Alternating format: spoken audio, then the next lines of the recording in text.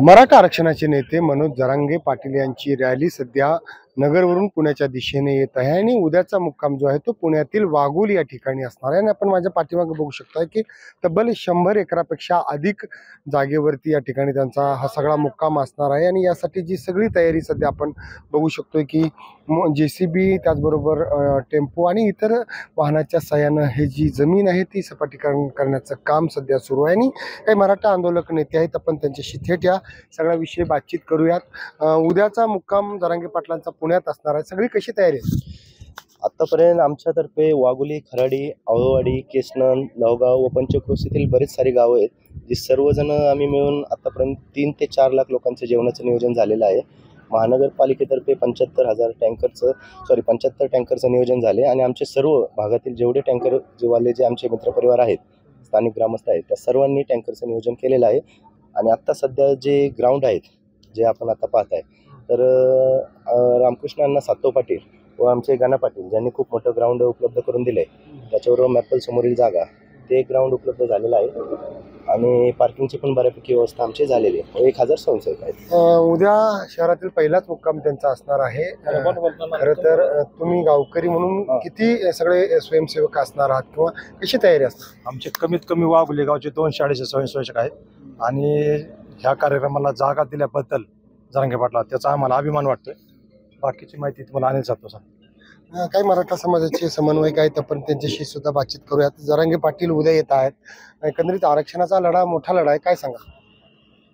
असं आहे की जरांगे पाटलांची जी मागणी आहे ती अतिशय रास्त आहे।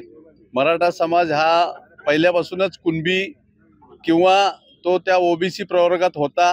1967 साली जी काही यादी तयार झाली त्यावेळेस 83व्या नोव्हेंबरवरती मराठा समाज हा OBCतून समाविष्ट झाला होता, परंतु नंतर 1968 साली त्याला वगळण्यात आलं आणि त्याच्यानंतर जो अन्याय झाला तो आजपर्यंत आहे। आणि म्हणून जरांगे पाटलांची मागणी जी अतिशय रास्त आहे, मराठा समाजाच्या कुणबी म्हणून किंवा OBC प्रवर्गाच्या साठी जे काय लागतंय ते सगळं सर्वेक्षण त्यावेळेलाही गायकवाड आयोगाने नमूद केलेलं आहे आणि गायकवाड आयोगाच्या अहवालानुसार हे मराठा आरक्षण OBCतूनच द्यायला हवं होतं, परंतु त्यावेळेला ते दिलं नाही। तर आता ते द्यावं, सरकारने हे सरकार करू शकतं, अध्यादेश काढून OBC मध्येच फक्त समाविष्ट करायचंय। बरं, OBCच्या लोकांना धक्का लागत नाही, कारण बाठिया आयोग काय म्हणतो 37% जो OBC समाज आहे म्हणजे त्यांना 18.5%च मिळायला पाहिजे, त्यांना ते 32% मिळतंय। तर उर्वरित जे 12-13% आहे त्याच्यामध्ये मराठा समाजाचा कुणबी मराठा समाज कुणबीचा समावेश होऊ शकतो आणि तीच आमची मागणी आहे। खरं तर आरक्षणाशिवाय जरांगे पाटील मुंबई सोडणार नाहीत, काय वाटतं तुम्हाला?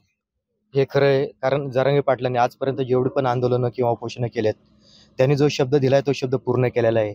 आणि आज एवढा मोठा समाज त्यांच्या मागे जो उभा राहिला आहे, तर तो त्याच विश्वासावर उभा राहिला की जरांगे पाटील हे शब्द पाळणारे मराठ्यांचे प्रतिनिधी आहेत। आणि त्यांनी जो शब्द दिलाय की जोपर्यंत आरक्षण मिळत नाही तोपर्यंत मुंबई सोडणार नाही, आणि खरंच तसंच होणार, जोपर्यंत आरक्षण मिळत नाही तोपर्यंत मुंबई सोडणार नाही। आपण पाहिलं की सगळे जे वाघोलीकर आहेत त्याचबरोबर आसपासचे जे गावकरी आहेत ते सगळी तयारी या ठिकाणी करताना दिसत आहेत।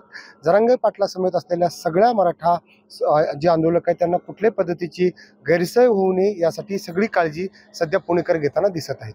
लोकशाहीसाठी मी चंद्रशेखर भांगे, पुणे।